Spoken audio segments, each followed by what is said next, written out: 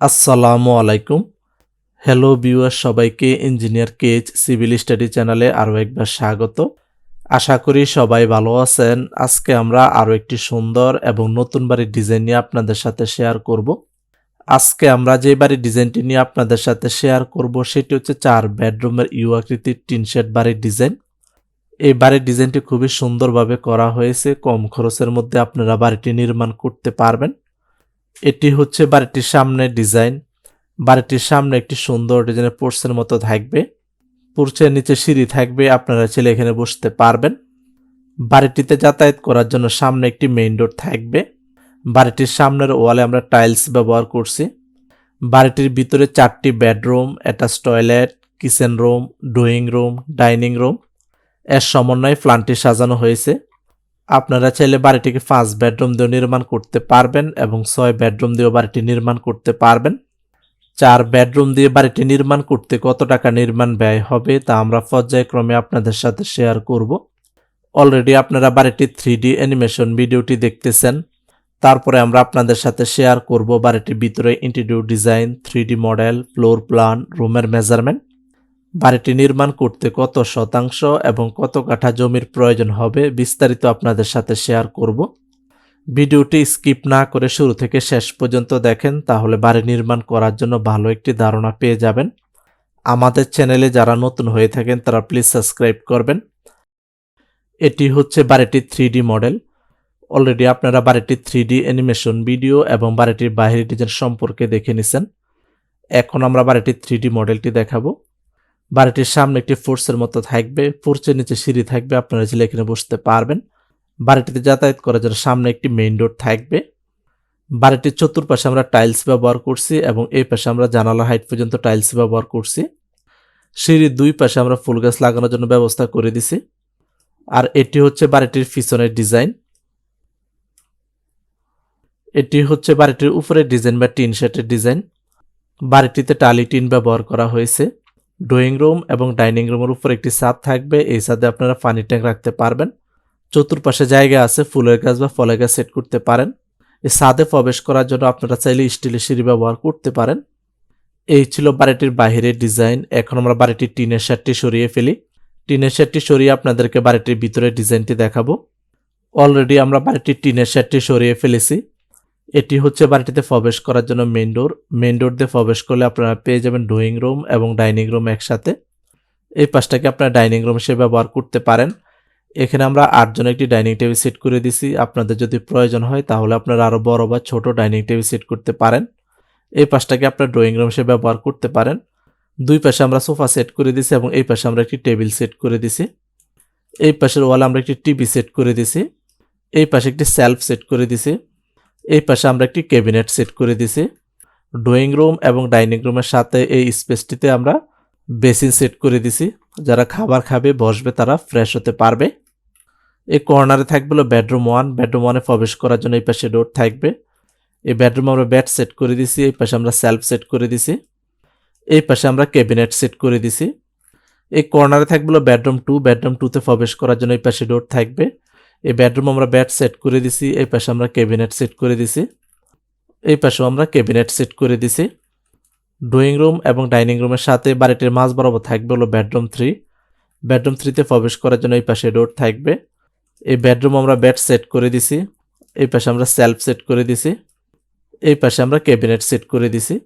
আপনারা চাইলে আপনাদের প্রয়োজন অনুযায়ী সুন্দরভাবে সাজিয়ে নিতে পারবেন। এই বেডরুমের সাথে একটা টয়লেট থাকবে। টয়লেটে প্রবেশ করার জন্য এই পাশে ডোর থাকবে। এই টয়লেট আমরা বেসিন এবং কমোড সেট করে দিছি এবং টয়লেট ওয়ালে আমরা টাইলস ব্যবহার করছি। এই কর্নারে থাকবে হলো বেডরুম 4। বেডরুম 4-এ প্রবেশ করার জন্য এই পাশে ডোর থাকবে। এই বেডরুম আমরা বেড সেট করে দিছি। এই পাশে আমরা ক্যাবিনেট সেট করে দিছি। এই পাশেও আমরা ক্যাবিনেট সেট করে দিছি। এই পাশে থাকবে হলো কিচেন রুম। কিচেন রুমে প্রবেশ করার জন্য এই পাশে ডোর থাকবে। এই কিচেন রুমে আমরা গ্যাসের চুলা, কিচেন ক্যাবিনেট, কিচেন সিল্ক এবং ফ্রিজ সেট করে দিছি। কিচেন রুমের ওয়ালে আমরা টাইলস ব্যবহার করছি। আপনারা চাইলে আপনাদের পছন্দ অনুযায়ী টাইলস সেট করে নিতে পারবেন। এই ছিল বাড়িটির ভিতরের ডিজাইন। এই বাড়িটির ভিতরের কালার কম্বিনেশন আমরা আমাদের মতো করেছি। আপনারা চাইলে আপনাদের পছন্দ অনুযায়ী কালার করতে পারবেন।